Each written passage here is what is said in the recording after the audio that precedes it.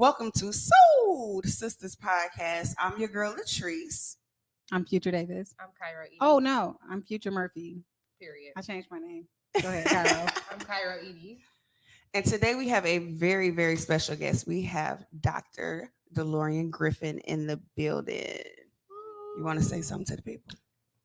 Thank you for having me. Thank you so much for coming.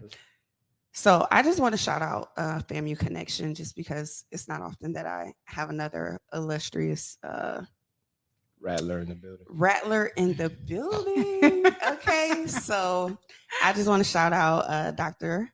Griffin. He is a Florida Agricultural and Mechanical University alumni. And I want to start the segment off just kind of asking, what would FAMU Dr. Griffin have to say about today's Dr. Griffin?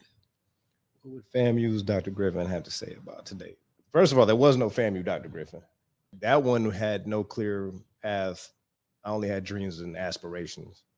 If I could look into the future back then, I would be flabbergasted, to say the least, because I didn't really think I would reach these heights. I just kind of took things day by day and took what came my way. And, through God's grace, I became what I became. Stars kind of had to align in a certain way. And, it might be a certain amount of, there's a lot of hard work that went into it, no doubt. But a lot of people work hard and don't achieve what I've been able to achieve. So that leads us into the next topic or segment, I should say. Can you introduce yourself? Like, tell the people who you are, what you do, kind of where you've come from, what your journey looked like. Oh, yeah. So I'm born in Metro Detroit, Southfield. Also lived in Southwest Detroit area, Ecorse, and went to high school in the DMV, actually, where I then went to FAMU, and I was a biology pre-med major. It wasn't about medicine at that point because I started off as a graphic arts major. I've been an artist my entire life, self-taught. And so that being said, my career path took a different direction. I just realized that I never really wanted to be an artist by a profession. Wanted to do something. I always had an inclination for the sciences, so I switched to biology pre-med my second semester of my freshman year at FAMU in '97. So that kind of took me in a different direction, and I did pretty well in my classes. I didn't have much guidance in terms of getting into med school. I didn't even have a clear indication that I wanted to go to med school. I kind of got pushed into it by my family and my friend. My professors at FAMU said, "You're smart enough to apply to medical school." I took the MCAT, didn't get the score that I wanted, but I graduated with 3.5 something, somewhere along those lines. You did well. Yeah. So when you switched over to biology, when you were going for graphic design, at that time you still had no idea, like, I'm going to be a medical doctor. No, not at that time. I had toyed around with being a forensic pathologist, a dentist, an optometrist. He was all over the place. Yeah. Yeah, until my cousin, who's waiting on me at the house right now, she came in from Dallas. She said, "No, you need to go full force and go to med school." Okay. Yep. So, applied to Wayne State, and I was, applied to Morehouse. Didn't get in Morehouse. Oh no, I got waitlisted at Morehouse. Didn't get into Meharry. What did she say? That's all right. Yeah. But I got accepted right away into Wayne State. Okay. That was a blessing. So, came back home, and the rest was kind of history. Because you go to med school and you don't have a clear path to any particular profession. Everybody goes to the same med school, no matter what type of doctor you're going to be. And that's going to be pediatrics, OBGYN, family medicine. We all do the same med school, and then in our third year, do clinicals and get a better idea. And I knew I wanted to do something surgical. You know, I don't want to get too deep into my my motivations, but you may know that my father was my estranged father was a surgeon as well. Oh, So I had it in my genes. By the time I came out of FAMU, I met my father for the first time, and you know, it was that's a different topic for a different show. But I say that to say that there was some motivations there yeah. that kind of pushed me into the surgical realm. So I latched on to a mentor who, you know, once I completed med school, I got into the general surgery program, and from there, did 5 years of general surgery trauma down at Detroit Receiving, at Harper. Oh, And you a doctor, Sanibel. doctor. For real. I've seen You it work there all. receiving. Yeah. You a doctor, doctor. It's not too much I haven't seen. Yeah, I'm sure. Yeah. Yeah. So You said that you didn't have any mentorship when you were making that transition into your biology major, and once you decided to go to med school. What advice would you give to somebody who maybe is in your position where they feel like they don't have that mentorship in regards to applying for medical schools and what to prepare, how they can get prepared once they enter medical school? right. And I don't think at the time FAMU didn't produce a lot of. I mean, you know, there were a fair amount of us that did from the biology department that went to medical school. We kind of had to figure it out on our own. Right. There was nothing structured. I think that's changed tremendously since then, because they created a guided program to where you know how to apply, what your potential is for getting in particular schools, and how to tackle the MCAT. You know, so a lot has changed, I think. But if you didn't have that, I would say, you know, a lot has changed just because of the social media world. Right. That's made the world a lot smaller. You know, there was no social media for the most part by the time I graduated in '02. So a lot has changed, and so a lot of people reach out to me and say, what do I need to do to get to your position? So I think it's a lot easier in that Right. respect, to find these people in, you know, a lot of the conferences that you may go to, local. I latched onto a local doctor. So that being said, I mean, they could reach out to me, and I always pay it forward. That's awesome. That's Yep. awesome for real. That is beautiful. Okay, so you mentioned, because we're digging deep. We're getting into the whole journey, because I think a lot of times we watch the doctor shows, but we don't really know what all goes into it. So you said you were at receiving. How was the transition from being a trauma surgeon to what you do now? And tell the people what you do now too. Yeah. Oh, so it's been a full-fledged 360-degree transition, because I went from doing trauma, gunshots, stabbings, the general jump, you know, bread and butter general surgery, gallbladders, the appies, to what I am now. And so the transition was a lot smoother, because I started off doing that, knew I wanted to go into plastic surgery. So when I completed my 5 years, I was very confident in what I was able to achieve. I was running services by myself. I was doing surgery by myself at the end of my residency. So, you know, if I have time to break it down, you know, there's various pathways to become a plastic surgeon. There's the integrated model, and then there's the independent model. The independent model is what I did. I did 5 years of general surgery, then did 3 years of fellowship trained plastic surgery. Whereas you also have the integrated programs where you do 3 and 3. The independent programs, it gives you, I mean, 2 extra years of training, and you're actually a chief on a service, and you're able to show leadership and operate independently. So that was a big blessing, as opposed to, you know, not having those skills and not being as confident in a 6-year program. It does save you a couple years, but it went by so fast. Right. So my mentor, Dr. Balakrishnan, he got me into the plastic surgery program, where I'm still doing trauma related stuff at receiving, but now we're integrating some of the cosmetic stuff as well. He wanted to pass. We're probably going to jump ahead to, you know, when I wanted to give up, but he wound up passing away right in front of me, actually, during my training. Oh man. Yeah, he had a heart attack. So I felt, you know, I had no guidance. I felt like I completely lost at that point. So I'm sorry. Yeah. but you know, it gave me an opportunity to seek out other avenues of of mentorship, and a lot of those were out in the suburbs at Beaumont, and where they were doing a lot of cosmetics, where I was seeing more of that. And, any opportunity I could get away to sneak away from downtown, I took it. And, those people, they're my colleagues to this day. And so from there, I graduated from the Wayne State DMC plastic surgery program, and took a job at Trinity Health, St. Mary Mercy Hospital, Livonia. What year was that roughly? I'm trying to see if it was during the BBL boom when when all the girls was getting the BBLs. Well, it depends on when are we defining the boom? Probably. Yeah, I would say so. I think BBL started to come on the scene around 2013. It got real popular. Yeah, we saw it a little bit when I was graduating in 2006. Yeah, and then a little bit. Yeah, but just you a were little seeing bit.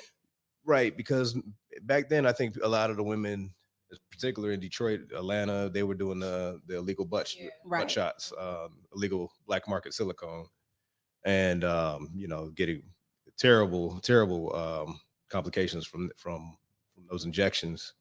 So when people found out, there's a way that you can transfer your own fat into your butt, okay, that's when it started to take off. Yeah. I'm just making sure, just trying to see.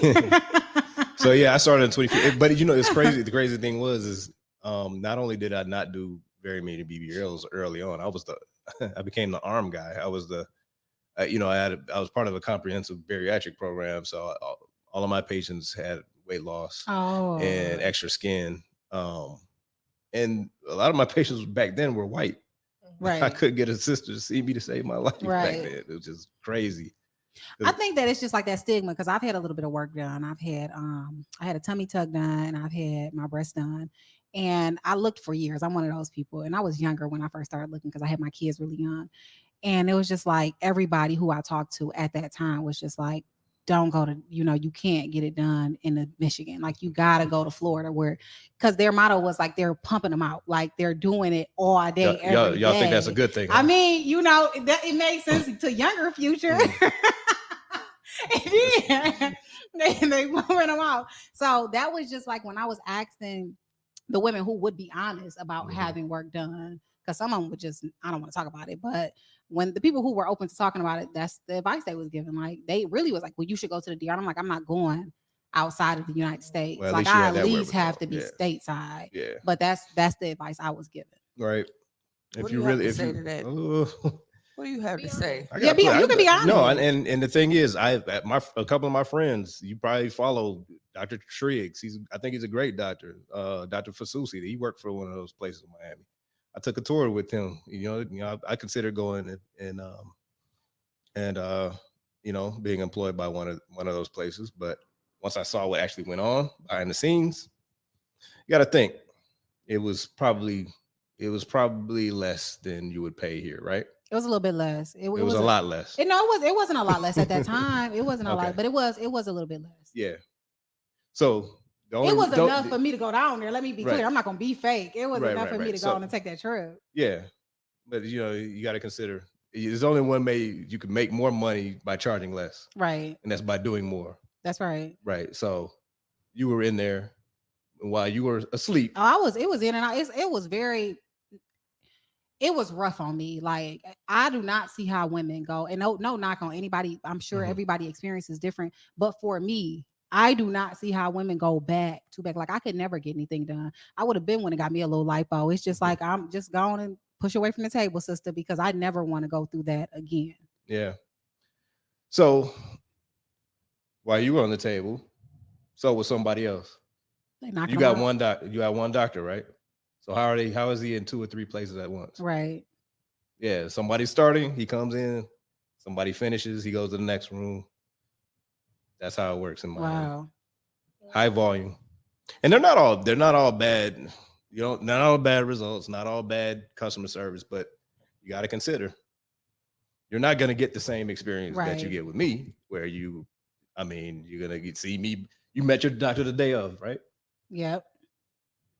Yeah, I know it's a different experience, because one of my good girlfriends, she just got some work done. She had weight loss surgery, so she went to go get all the extra stuff afterwards. And it's just, our experiences are, and she's home, but totally different. Just I met with my doctor. I went to go see my doctor. I'm like, saw my doctor that day.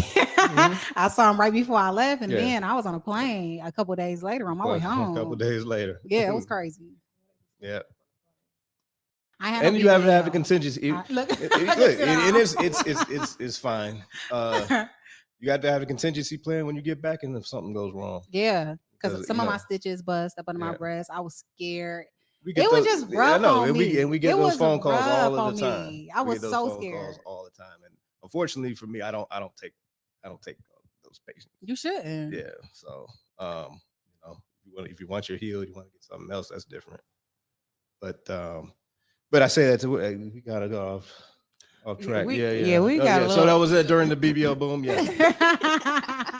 So I eventually, what happened was I eventually started doing more and more, and I got a lot of word of mouth business because they wouldn't let me advertise. That was a part of the problem as well. And I know we're going to cover a lot of the topics that we're going to talk about in the So we can later. actually Yeah. dive right into that. So, what would you say were some of the pros and cons of working for a hospital versus working for yourself or having a private practice? Yeah, I have no regrets about how I formed my career, because if I had to go out and just jump out and be a private practitioner, being a business owner, nobody really know who I am, then I would have been in trouble. So I got a salary. So no matter Right. how many surgeries I did, I got the same amount. If I did a little more, I got a bonus. I got full benefits, health insurance, 401, 403B, 401k. They paid for my boards. They paid for my conferences. What are you giving up? You're giving up control. Right. You have to do everything their way. You can't advertise outside of, and they were really contentious about, like, if I were to do this, I would have to ask permission. Oh wow. Yeah.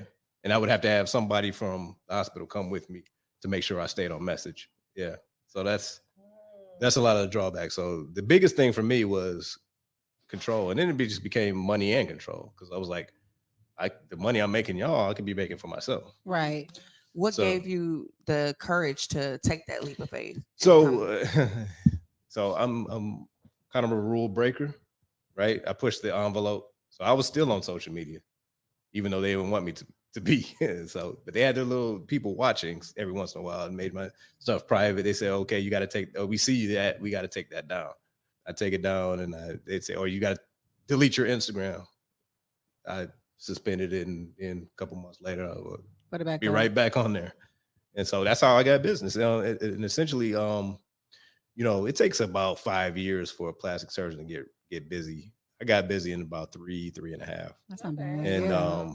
I had a couple high profile people that just sung my praises, and the business was just coming. There was so much business that I started booking out a year just for consultations.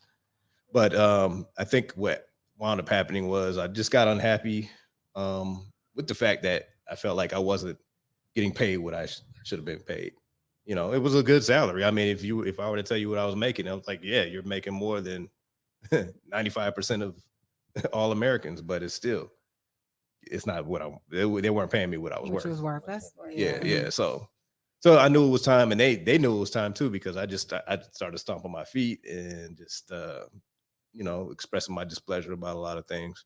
And so what wound up happening was I didn't get fired, but we just mutually agreed to part ways, Right. and they didn't renew my contract, which was cool because I had already put the plan in place to go into private practice. I had already formed my LLC.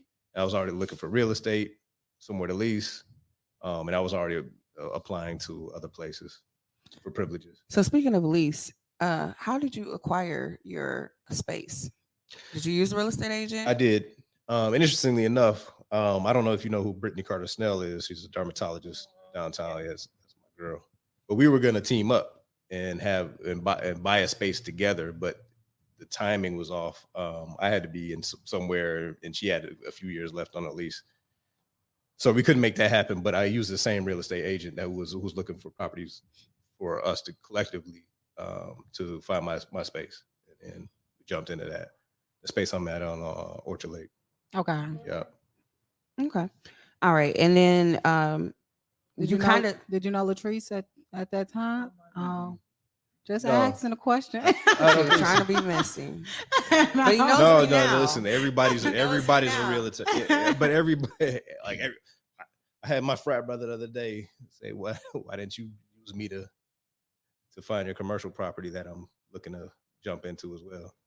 So it's always gonna be that. Yeah.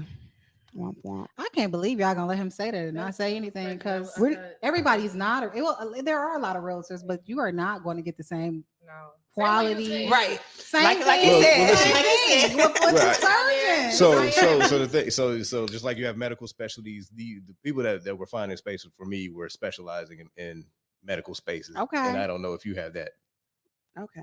tailored now, expertise. now that's cool. That's now fair. I'm straight with that. Okay. You know what I'm Nah, saying? yeah. We talking about commercial. I got you, but okay. All right, that's fair. Okay. We'll calm down. Simmer down, ladies. Simmer down. All right.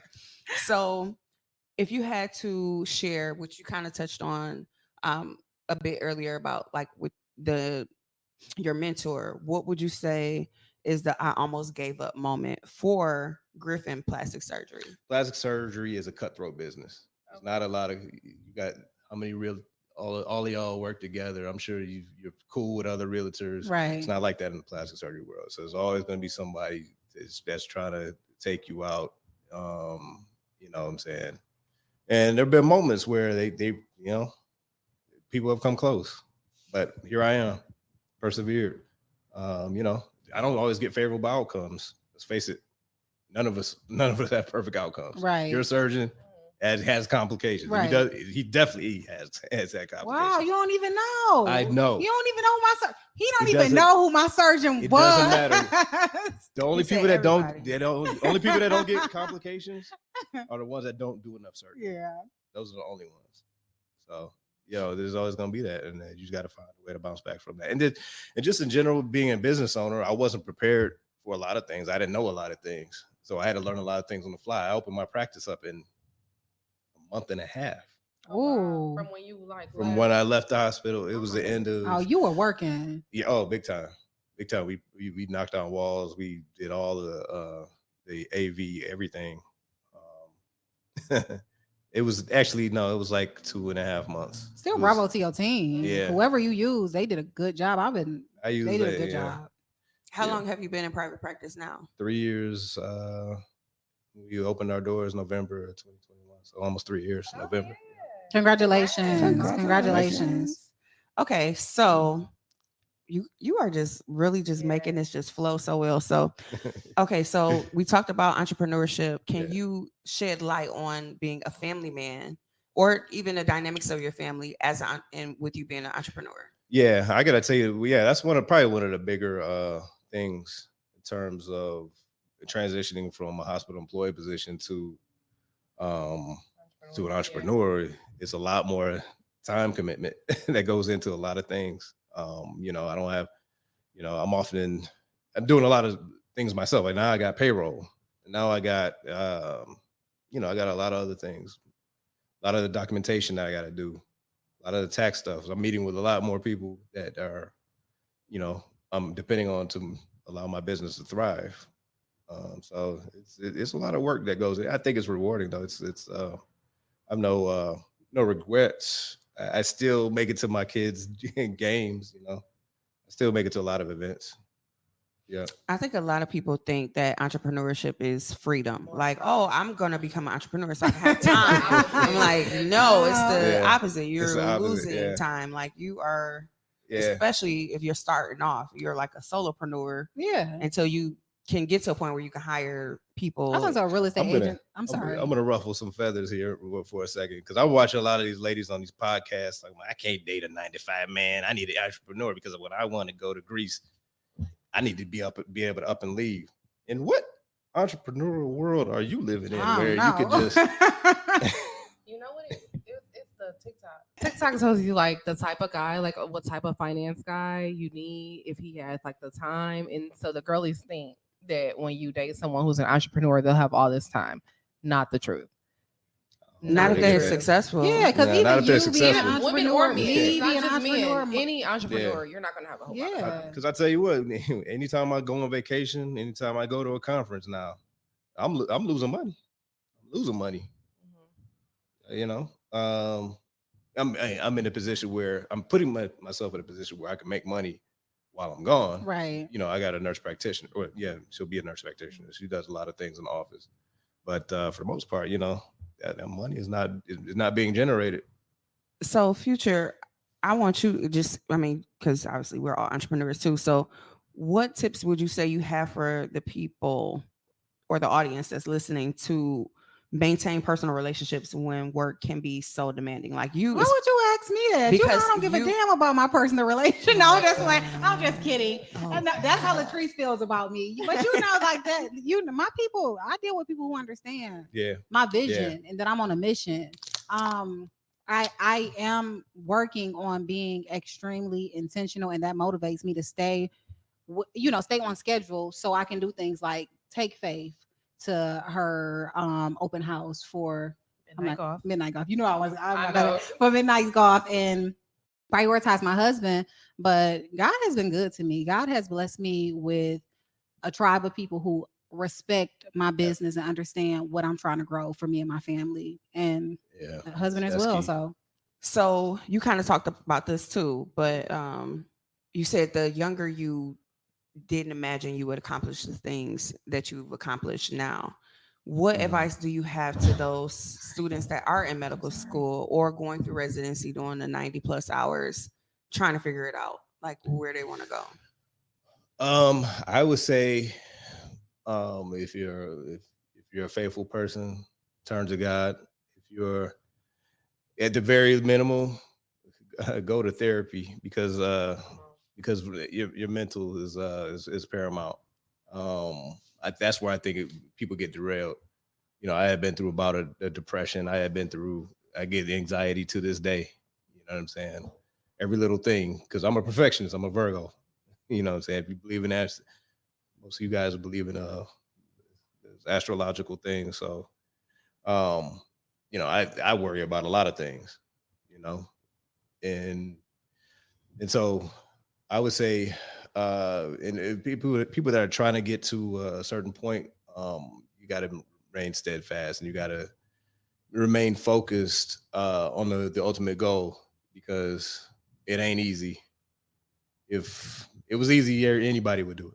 Mhm. So I also know when to give up too, because I've had because at certain points in the path of medicine, you're gonna have to, if you're not getting into a particular program, you're gonna have to repeat a year to try to get into it. And if you're wasting your years trying to get into surgery or trying to become a plastic surgeon, maybe it's time to do something else if it's not working out for you. That's sound advice because I've had to tell a couple of my friends like you're not surgeon material, and you got to be blunt sometimes. what would prompt you to tell somebody they're not surgeon material? Listen, I had to tell somebody very close to me that maybe you should go into family medicine or internal medicine because you're not cut out for the surgeon life. Wow. They could not handle the amount of stress that comes along with it. Being a surgeon is a whole different level. You have to be medically inclined as well as technically inclined. And if you're missing any of that, and you have to have bedside manner, and you have to be able to stand there and operate for 8, 9, 10 hours sometimes Right. without, and if you're not persevering in a lot of those qualities, then you're not gonna make it. And even if you make it through the program, you're not gonna make it in life. Okay, so Because I know people that have got pushed through these programs, and they that's how you wind up with Dr. Death, the guy in Dallas that was doing stuff to people. You know what I'm saying? Okay. Well, I mean, that's a good friend. We want that. so good don't friend. be Dr. Death. Yeah. If you're not cut out, just cut it. Yeah, I mean, I would have found something else to do if I didn't. I had a contingency plan if I didn't get into plastic surgery. I'm glad you spoke on that because it lets people know that it's okay to pivot. I think so many people do not understand that everything is not for everybody, and it's okay to pivot. If something is not for you, don't be miserable or mess somebody up Yeah. trying to make it Yeah. happen. And I tell you, I mean, it's almost the equivalent. It's not as bad, but it's almost the equivalent of, you know, the NBA. How many college students are there? They all want to go to the NBA, Right. but how many? You got 15 spots on a team. Right. Not everybody's gonna make it. The vast majority won't. So they got to do something else. Right. Either go to the G League or, you know. So before we get into some juicy stories, because we definitely want some story time before we leave, what is one piece of advice you were given that you would say changed everything for you? That's a good one. Oh man, changed everything for me. You know what? I'm the type of person that thrives from negative feedback. In other words, people telling me that I can't do something. So I got a lot of that on the way up, saying that, you know, there's no way you're going to be able to do this. It's not so much that I've had people encouraging me. It's the people that try to discourage me, that lit the fire under me. You know what I'm saying? Yeah, I'm gonna make you feel it. And I'm not gonna come at you you know, on some vengeful stuff. I'm just gonna show you success. Yeah. That's the best. Success is the best revenge. Yes. I like that. I like that. Okay. So now we want to hear some stories. So it can be like memorable surgeries that shaped or molded your career, or moments that were heartwarming, or unusual surgery stories without breaching. So I'll tell you a story. I had this one when I was probably early on in my practice at St. Mary's. I had a patient that came in. He was in a motorcycle accident. I think his whole lip was just dangling from his chin. Oh Lord. And so I went to go see him. They called me to the emergency department to see him. Assessed him. I told him, listen, don't worry. You know, we're gonna patch you up. I'm fairly confident that the tissue that's hanging is going to survive, has good blood supply to it. We don't know how the scarring is going to be, but we're going to address those scars later, and you know, we'll call the OR, get you going pretty soon here. I go to talk to mom, his mother. Now he's middle aged, but his mother's probably in her 70s, something like that, late 70s. She says, I have some concerns. I'm not sure that you're up to the task, and we're thinking about having him transferred. Now, I think we all know what that is about. Yeah. It might have been my youthful face, but it might have been the hue as well.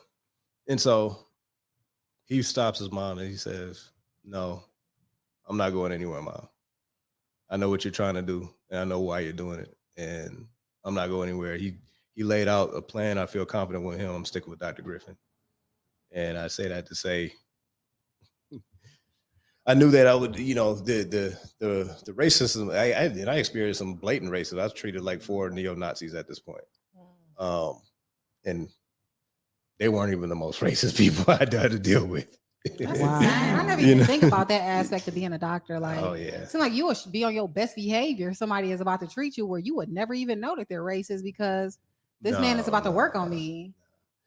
I was in a situation. I had another story. I was in general surgery residence, and I was getting ready to take this guy had a bad gallbladder, and he kept asking me, he's like, "Who's doing the surgery?" And I'm like, "Well, myself and Dr. Weber. He's Japanese. His partner, he's Jewish. We go back, we take him back. He has a big swastika on his chest with a Confederate flag, which is stupid. They don't even like each other. And then I figure it out. So he's at me. He's like, "No, I don't want him doing the surgery." I'm like, "Well, I got bad news for you. The only little white person on the team is a 3rd-year medical student. We'll have them take out your gallbladder." He shut up then.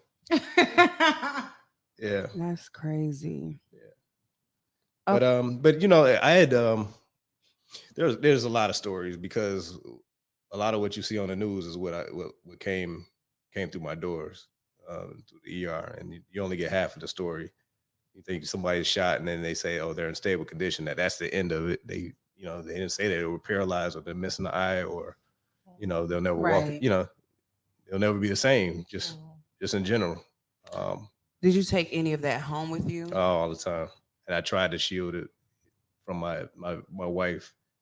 I would just have to shut down. That's part of the reason why I went to therapy. I didn't know how to address it. She would ask me how my day was, and I would snap. And to prevent from snapping, I wouldn't open up at all. So I kind of had to learn how to address those demons. And she stuck through it. She stuck through it. God bless her. God bless her. Because when you said 25 years, I was getting ready to say, how? You should have had your wife come on. Yeah. You should. Just You should have had your wife come on. How- she's great. Yeah, she's a great person to talk to. We had a question real quick. Go ahead. I do have one. We talked about it a little bit before we got on here. I was like, she's not even here today. She don't know I'm headphones. sorry. I'm sorry, guys. She don't want to mess up her They know hair. me. Our audience knows my vibe. So whatever. We talked about it a little bit before we started recording with the new trends of BBLs, lip fillers, all the stuff that the girls are doing. Do you feel like, without messing up your bag, right? Like It's not gonna mess up my bag. period. Because I know where we're going with it. Do you feel like there is like a age range where people should like think first before they make just for like the smaller things like breasts, things like that, before they make that type of choice? Because I know, some girls like graduate from high school and that's the first thing they do. Like they spend their graduation money on that. We all thought we were grown when we turned 18. Yeah. When I done got a bunch of tattoos, and my mom said, "You will regret that. You're gonna regret that down the road." And I don't know if you do it or you don't. I think there's, I don't. So it's hard for me to address that thing because I don't have that young clientele like that. Most of my patients are middle aged, so I'm imagining most of them are gonna go to a place in Miami where That's where the the young risk girls may go. go up. Yeah, They're mentioning the council essentially as Right. to what the risk factors might be. right. And so I think I think age shouldn't matter if you're a well-educated patient, know how to make sound decisions. You have everything lined up as far as your aftercare and everything else. But unfortunately, even 20 and 30-year-olds and older, they don't have these, they don't have this knowledge that they should have, the education going into it. So I say, at least get educated on it. Okay. It's not for me to say who does and, Right, who doesn't. If you're of legal age, I don't think you can right. get silicone implants less than age 22. But Well, that's good to know. yeah. Will you redo some implants? Or are you okay? Cool. Yeah. Yep. It's almost I'm time. redoing. It's almost time. I was just gonna say, how long do they last? Like, two questions. Yeah. How long do like breast implants last? And can they impact like the ability to breastfeed or nurse?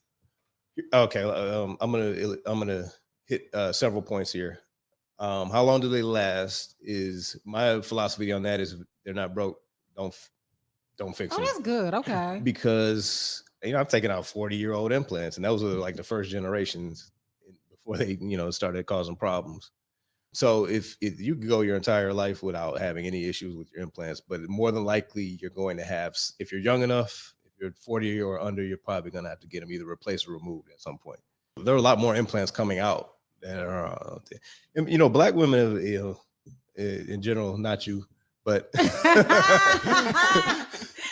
in general, they don't get don't get the big oversized implants, so they don't have the major problem. I think once you go by your base width, which is a chest circumference, and pick the appropriate size implants, you have less problems. But I think those big, gigantic, oversized implants with 120-pound girls that's the wrong idea.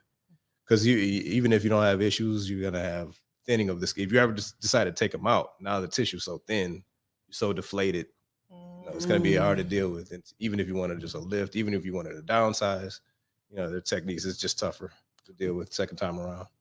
Okay, so what about the nursing?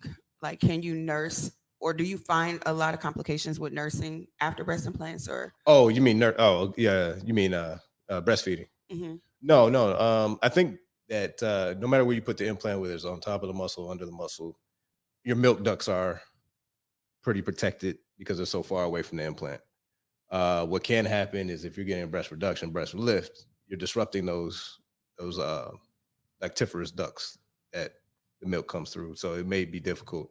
But a lot of women have difficulty breastfeeding anyways. They said that, only 60% of women who have breast reductions can actually breastfeed, but only 60% of women in the general population can breastfeed anyway. So the jury is out, but that's where you get the problems.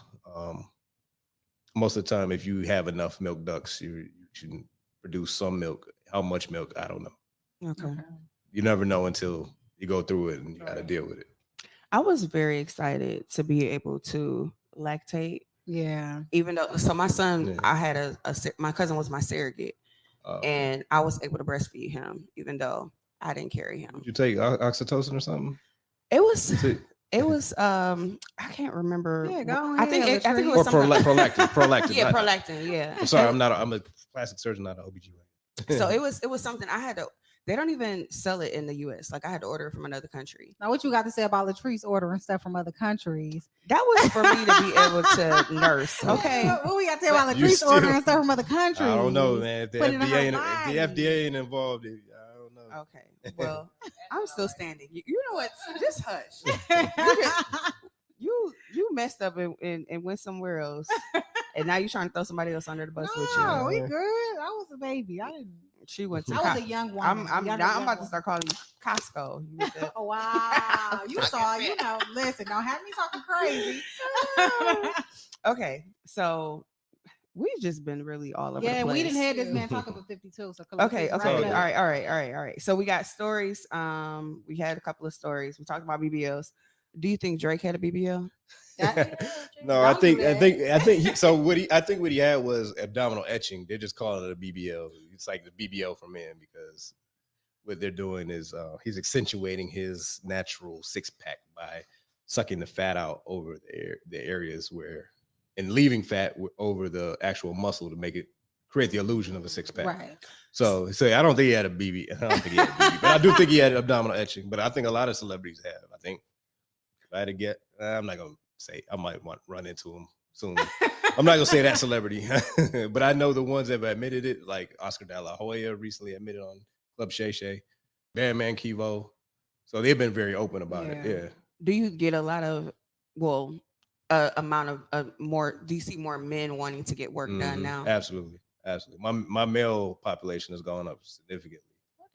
So this is the the abdominal etching, yeah. A lot of that just One of my life friends got that. That's It funny. looked. big. Yeah, gynecomastia is so the man boobs is a big one. So I do a Are lot y'all of. putting something in there? No, we're taking stuff out. So Okay. so- yeah. You've seen gynecomastia. Yeah, okay. Man with boobs. So Oh, so y'all reducing the breasts just for the reducing the men. breasts. And some of you've seen men who wear like a D cup, right? Yeah. I've So seen you have some to men who boobs is bigger than mine. right. Yeah. So you could treat them the same way. You lift them, and you get rid of more of the tissue, and a lot of people don't know. You gotta tailor it to men, and that's where a lot of plastic surgeons go wrong. They're creating chests that look like women's chests even after surgery. A man's nipple is an oval. Most people don't know that. Not that you Man, say women's is It's a circle. But if you look like go look at your husband, Mm. look at yours, and you'll notice that it's an oval shape. All right, Michael, lift up your shirt. Mine's I are gotta oval. see Mine's are something. oval. But yeah. I mean, so you got to position it the right way, and I'm doing a lot of that. So I've done tummy tucks.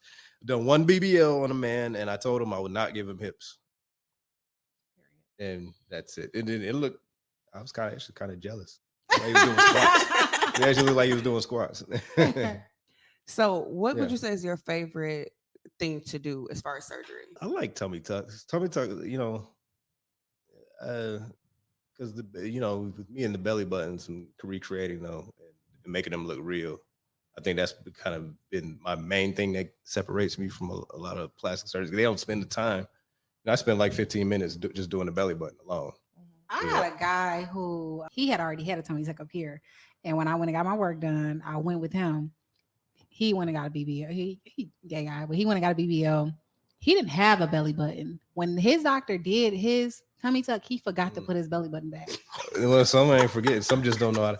Because He didn't have a belly button. there's a guy here that just chops everybody's belly button off. He got his tummy tuck here. Oh well, I know who that is. yeah. Then. He don't. He didn't have- forget. He didn't forget. He just won't put it back. That's his thing. I was. He's a belly. I call him the belly button bandit. I He's was gonna going remain. to sleep. He's gonna remain nameless, but people know. My belly button. Like I wanted. He's right around the corner from me. The belly button. Yeah, bandit belly button is He wild. does not have a belly button. He Y'all would don't tell go me, to him. come back and I'll fix it. I'm like, Yep. He's like, I'm straight. Like I would have Yeah, been pissed yeah. off if I woke up without a belly button. I got it. I developed a technique specifically for his lack of belly button formation. I got a 4 flap technique that I do to restore the belly button. It's on my Instagram. Can you tell the people what your Instagram is? Because you make a lot And of your really location, funny how people can reels contact you. and Yes. great Yeah. content. Yes. Griffin _plastic _ surgery. I think I'm shadow banned, so that you got to type in the whole thing. We're gonna fix that. See, I gotta do it on my own social media too. I need a team. But I'm at 6. For now, I'm at 6900 Orchard Lake Road, 248-557-7788. And What's the best way to schedule a consultation with you? a lot of people complain they don't get through when they call, but you can do the email through the info. There's a link through our website. I'm sorry, y'all. I don't answer DMs. I answer DMs if you follow me back, but I'm not going into the Right. The Yeah. general, the private, the the, general, all of the other stuff. because it's too many. It's too much back and forth. And I don't have time for that. Right. I need to If just you're serious, then reach Yeah. out and do it the right way. Yeah. Go to info. Reach Fill out out to that Dr. Griffin. form. Yeah, come on, y'all. Do it the right And, way. Yeah. and say your Instagram again one more time. Griffin _plastic _surgery. Okay, so before we wrap up, we are just going to finish with a quick rapid fire, just some fun questions. So, are you a homeowner? I am a second time homeowner. Okay. Are you moving anytime soon? And are No, I you would tied to your I am tied. residential real estate? Let me tell you agent? something. I bought at the right time and I refied at the right time. I feel that. And I got a 2.1 15-year, and the value of my house has gone up 300,000. Oh, I ain't yes, going yes, nowhere. You ain't going nowhere. Okay. God bless. Yeah. But that was I actually got a physician loan for that one. My first loan. I had a condo in Midtown that I sold to start my practice. Yeah, I got in. I got in at the wrong time then because the crash happened. And I bounced back. Midtown that took off Right. at a certain point. I was renting it out. So Okay, so Yeah. no future family home. listen, But if because you I was thinking about it today. I was like, damn, I want this mansion. I want the dual staircase. I want the big foyer. I want all of that. I'm like, by the time I get it, the kids are gonna be out of the house. We're gonna have all that house just for the two of us. Probably not something meager. I don't really want to move back to Detroit. So I'm thinking about like one of those Boston Edison houses or Palmer Woods or somewhere. well, some great realtors, but Yes, but it's gonna it's be gonna be a while. so. But you'll have our information, so that's fine. We'll wait. But in this environment too, oof. Them interest rates. I mean, I know they did a fair rate cut, but the interest rates high as hell. Yeah, they're not gonna be what you got. yeah, That's they're not gonna okay. be You getting just too It's buy. okay. And I'm not trying to hurt your bag. Buy what you Right. what you Wait a can minute. afford. That's fine. So, full disclosure, if you're renting, your interest rate is 100% because 100% is going towards someone else and not you. So if you're renting, that information does not apply to you. But next question. no, Latrice, wrap it up. Your other Okay, guest I is know. here. We did one last question because we're getting ready to go into Breast Cancer Awareness Month. Yep.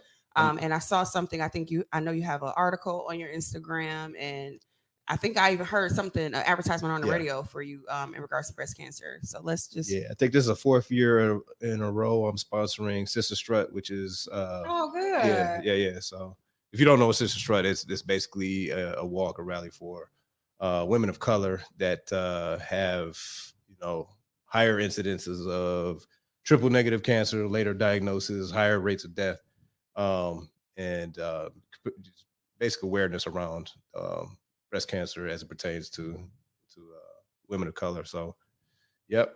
If you come out, we will be there on the 29th. Okay. I will have a booth there. That's awesome. Yeah. Okay. And I know y'all said I got to stop, but one last question: the skinny shot, is that something that you offer? Yeah, so we offer the compound semaglutide, which works the same way. It's a GLP-1, just like semaglutide, just like Ozempic, Wegovy, and all the other ones. And we're seeing great results. You know, those patients are actually converting into surgery patients a lot of times. They're losing so much weight, but I don't think it's a quick fix. You gotta do the work. You gotta do the diet. You gotta do all that as well. So with me like working out, right? If I Mhm. wanted to, would that be something that you recommend? Absolutely, because I see you putting the work in at the gym, so I know you'll maintain it. Because Thank you guys. He sees the work. No, I'm just kidding. So okay, so we'll talk off camera on about that. But Yeah. Thank you. did y'all have any other questions? Anything else? Okay, guess not. But we really, really appreciate you and all of your time. You have just given so much great information. So thank you so much for coming on. Thank you Thank you so for having me. much. We Thank really you. appreciate it. Appreciate it.